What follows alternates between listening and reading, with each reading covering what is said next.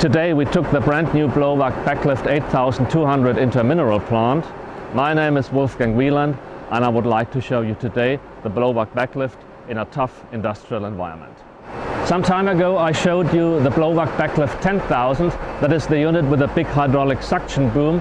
There's a separate video for this. If you like, you can take a look again at this video. But today we are going to show you the 8200 version of the BlowVac BackLift.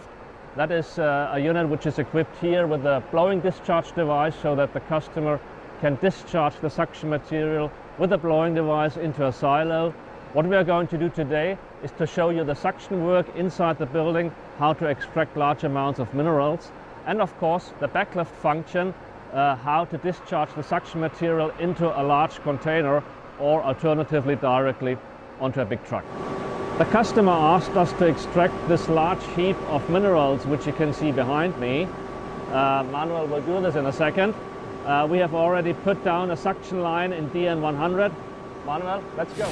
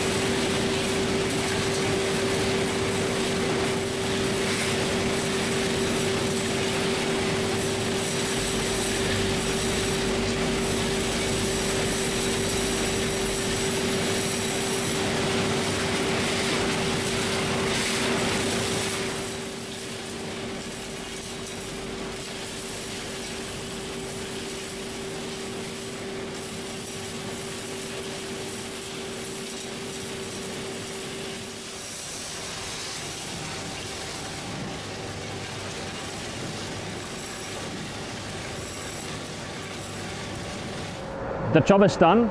Manuel has taken away that heap of material inside.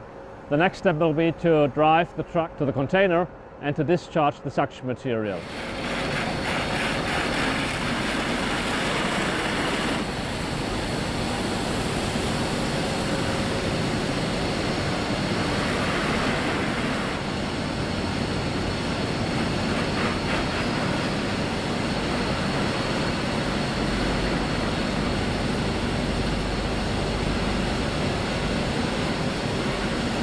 The task is now to discharge the suction material into this 40 cubic meter container, and how this is being done we will show you now.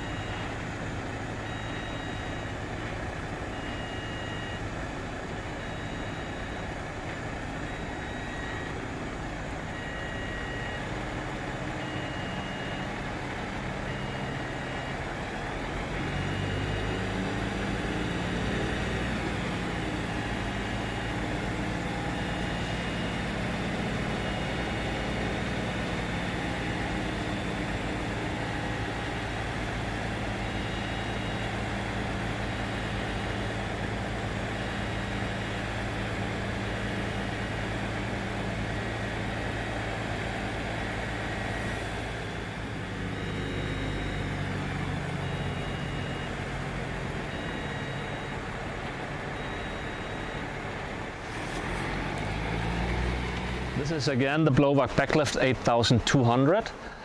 8200 because we have a maximum airflow of 8200 cubic meters per hour. That's the maximum airflow of the vacuum pump. And the vacuum of the vacuum pump is limited to 800 millibar, 80% of vacuum. We do this in order not to have a risk of overheating the vacuum pump. The vacuum pump is here in the front part of the unit. It is driven by the truck engine, so we do not need a separate diesel engine. With a split shaft gearbox and the truck engine, we can actually drive the vacuum pump. You have here now a view inside the main part of the vacuum pump. You can see the vacuum pump a little bit in the middle. It's not so good to see because of all the tubes around it. These are mainly silencers in order to get the noise level down.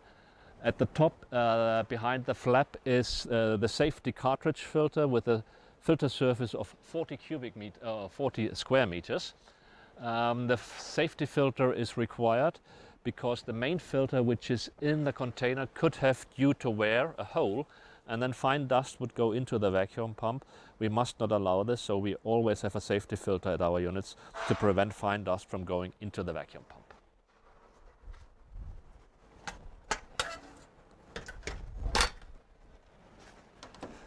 This is the main control box of the unit in order to switch on and off the vacuum pump, in order to increase and decrease the RPM of the vacuum pump, and also for the hydraulic functions in order to tilt the container, to empty out the container.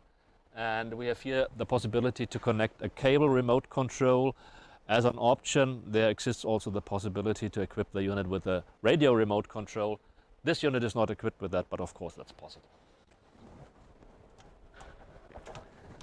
What you can see here is the connection for the blowing device. In order to blow material, for example, into a silo, we need compressed air at the rear side of the truck. The compressed air comes actually from our vacuum pump, which we use then as a compressor, and we need here a hose to get the compressed air to the blowing device at the rear of the truck. This is an inspection opening in order to be able to inspect the main filter. We can look from here in between the pockets of the main filter, and of course we can also clean the whole container. For this, the container would be in a slighted tipped position. Then we open here and we can spray water into the container. The water with the dirt goes out through the rear. That's a very good way to clean the container. This here, of course, is the main connection, the suction inlet, DN200, 200 millimeters or 8-inch. We can actually work with 8-inch hoses. Usually this is not done because it's too tiring for the operators. Usually we work with either 150 or 125 millimeters. Today, you may have seen, we only had a 100 millimeter hose, so actually it's possible to work much faster with the unit than what you see on the video. This here is quite practical, quite useful. We can close here very easily, so we have here a storage area for flexible hoses. You can already get quite a few flexible hoses here on the truck at a very good loading height.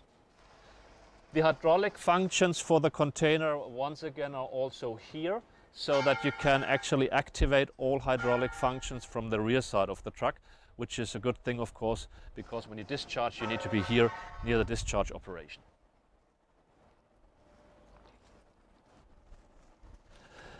We have here a view on the blowing device. This has been reworked, redesigned quite a number of times, and we now have really a very, very good blowing performance, not only in order to fill silos, also, for example, to get gravel onto roofs. That's a job which is frequently done with this type of unit.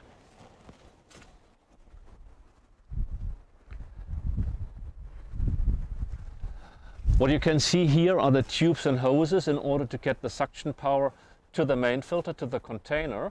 You may have seen that during the discharge operation, there's always a connection between the vacuum pump and the container, no matter the position of the container.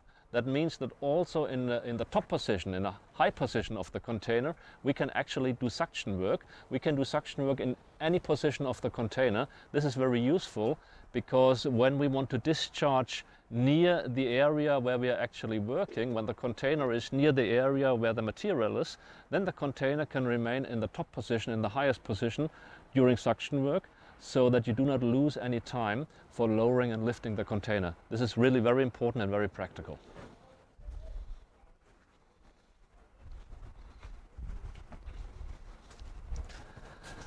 And here, once again, a view into the main compartment of the vacuum pump. You can see here now quite good the vacuum pump in the middle. You can see the belt drive. You can see the other flap of the safety filter. So the safety filter cartridges can be taken out from both sides. That means we have two 20 square meter cartridges here inside. And of course, there's also some storage area for tools or other things here.